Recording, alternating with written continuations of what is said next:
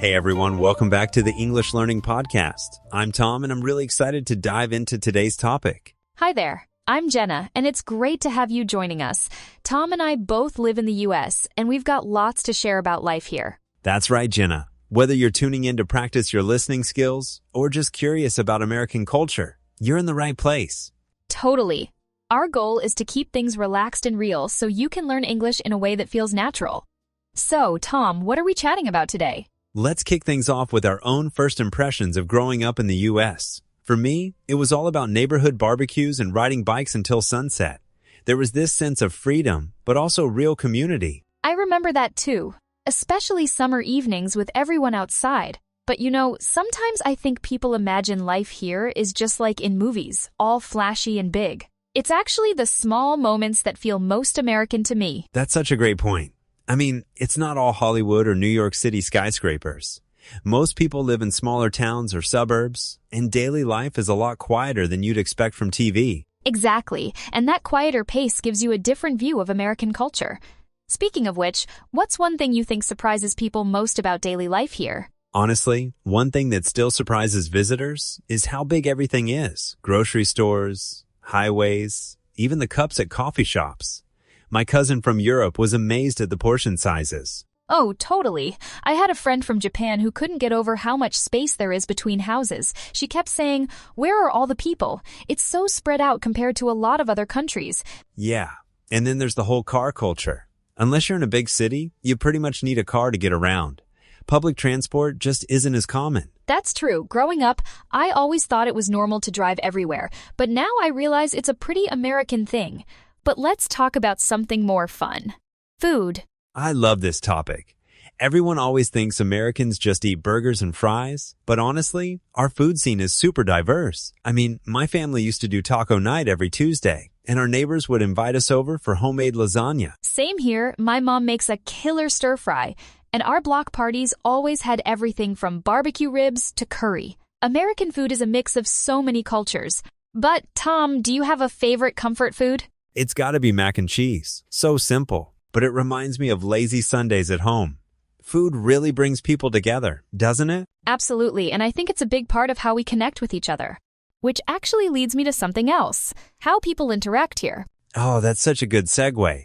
Americans are known for being friendly, but also for small talk. I remember moving to a new state and people would chat with me in line at the grocery store, just little things like the weather or the local sports team. I've noticed that too. At first, it felt a bit surface level, but actually, it's a way to make connections. Even a quick "how's your day" can open the door to a real conversation. Exactly. And I think for English learners, practicing those casual questions is a great way to get comfortable. You don't have to say anything deep. Just a simple, "nice to meet you," goes a long way. Speaking of getting comfortable, I bet some listeners wonder about cultural differences and what's considered polite here. That's something I get asked about a lot. In the US, saying please and thank you is huge. You'll hear it everywhere, even with strangers. People also really value personal space, so don't be surprised if folks stand a little farther apart. I've been in situations where someone stood too close and I could feel everyone tense up. It's funny how those invisible boundaries matter. And if you bump into someone by accident, a quick "sorry" is totally expected. Yeah, and even if someone's in a hurry, they'll often hold the door for the next person. It's those tiny gestures that show respect. But, Jenna, how about work culture? That's something we both know from experience. Oh, work culture is a whole other story. Let's get into that. So, work in America can be pretty fast-paced, but there's also a big focus on teamwork. I've found most offices encourage sharing ideas, even if you're new. People appreciate when you speak up. That's so true. I remember my first job. I was nervous to suggest changes, but my boss actually thanked me for bringing new ideas. It can feel scary, but most places want fresh perspectives. And school life is similar. Lots of group projects and class discussions. Asking questions isn't seen as rude. If anything, teachers want you to participate. Exactly, and that's a big difference from some other countries, where students might feel shy about speaking up. Here, curiosity is encouraged, whether you're at work or in class. You know, all these things can seem overwhelming if you're new to the US. I've seen friends struggle with culture shock, even with small things like tipping at restaurants. Yeah, tipping always trips people up. I once had to explain to a visiting friend why you leave extra money for the server, But honestly, everyone goes through an adjustment period. Definitely.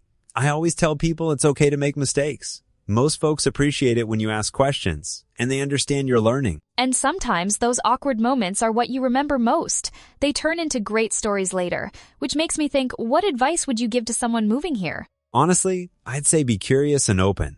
Try new things, even if they seem strange at first. Go to community events, talk to neighbors, and don't hesitate to join in. That's how you start to feel at home. I love that. I'd add give yourself time. It's normal to feel out of place at first. Celebrate the small wins, like ordering coffee without getting nervous, or making your first friend. Oh, totally. And if you're learning English, practice as much as you can, even if you make mistakes. Most people are happy to help if they see you trying. Absolutely, and remember, everyone was new at something once. With time, you'll be the one giving advice to others. That actually reminds me, using real-life situations to learn English is super effective. I learned the most Spanish just by chatting at local markets. For English, things like ordering food or making small talk are gold. I agree, and watching TV shows or listening to podcasts like ours helps too. You pick up slang, intonation, and even jokes. Sometimes you'll hear a phrase and realize, oh, that's what they meant. Yeah, and don't be afraid to repeat things out loud. Practice makes it stick. And if you hear something you don't get, just ask. People usually love explaining their language. And honestly, English is always changing, so even native speakers learn new things all the time. That's part of the fun. Looking back, American life is a mix of tradition and change. There's so much to discover, and it always keeps you on your toes. I hope today's chat gave our listeners some fresh insights and maybe even a little confidence. Me too. And if you're listening, remember you're not alone on this journey. Everyone has ups and downs adjusting to a new place or language. We're right here with you, cheering you on. So true. And before we go, we'd love for you to subscribe to the English Learning Podcast. That way, you'll never miss out on new episodes filled with tips, stories, and laughs.